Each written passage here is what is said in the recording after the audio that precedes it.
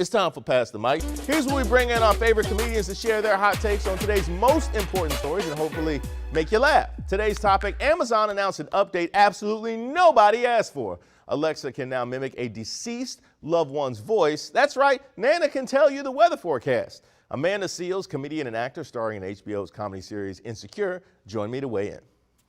How concerned are you by this?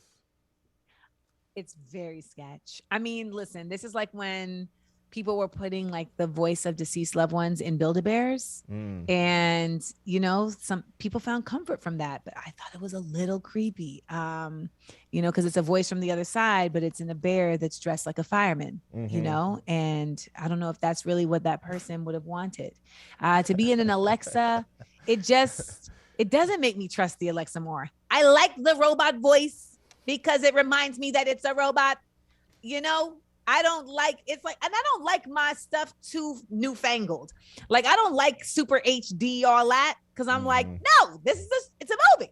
I want it to feel like a movie. I don't want it to feel like I'm watching it with my eye through someone else's eye. Like, that seems too much for me.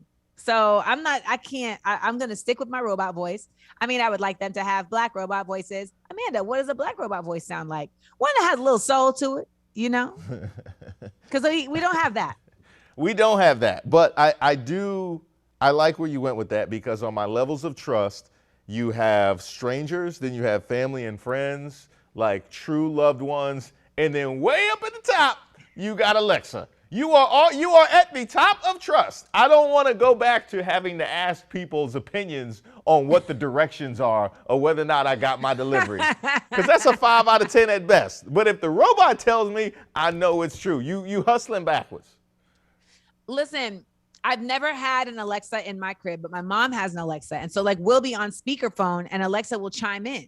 And I'm just like, I don't like it. You're too in the mix. Like, well, I'll let you know. How weird would it be if you randomly heard a family member that's joined the ancestors chime in the middle of a conversation with you and your mom? You see? Yeah, I set that up for you. You know? I don't want it and I don't need it. The machines don't want us to win anyway. So I feel like all this, you know, we want the machines to come in the mix. I'm like, yeah, can we just put that off for a little bit? Because honestly, well, you know what? Let me take that back. Maybe the machines can run this place better than us because we're doing a terrible job. All right. Now, you, of course, your tour is coming right here to the DMV. And yes. I need to know whether, as a comedian, obviously you travel around, you perform with a lot of different people, how is the DMV audience unique, if at all, when you come here to DC?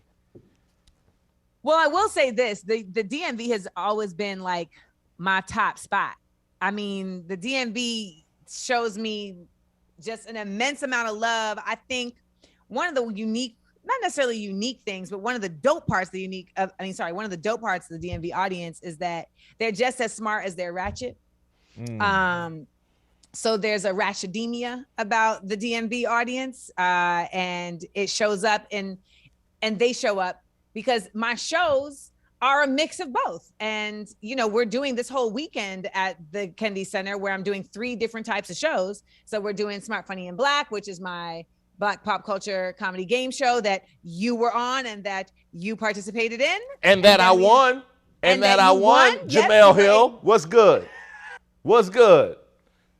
You are our master Blackspert, and this time we have Baratunde Thurston and comedian Mufasa.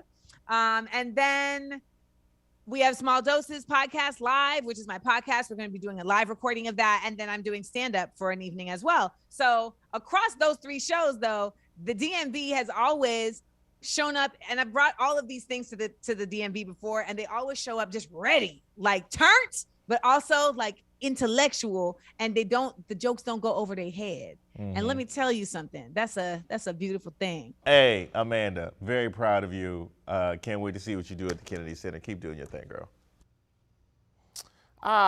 Just as smart as they are ratchet, like say an Alexa that plays Lil' Kim explicit. I like it. All right, if you want to hear more from Amanda, who, by the way, was maybe one of our more popular guests. We had people come out of the control room, like all out of everywhere, just to take. Yeah, I'm talking about you, Aaliyah. Don't wave me off. I'm telling the people. If you want to hear more from Amanda Shields, she has a series of shows at the Kennedy Center. And Brielle, I think Brielle's going to the show. Shout out to Brielle Ashford. She has a series of shows at the Kennedy Center coming up starting July 22nd. Head over to our website for more details.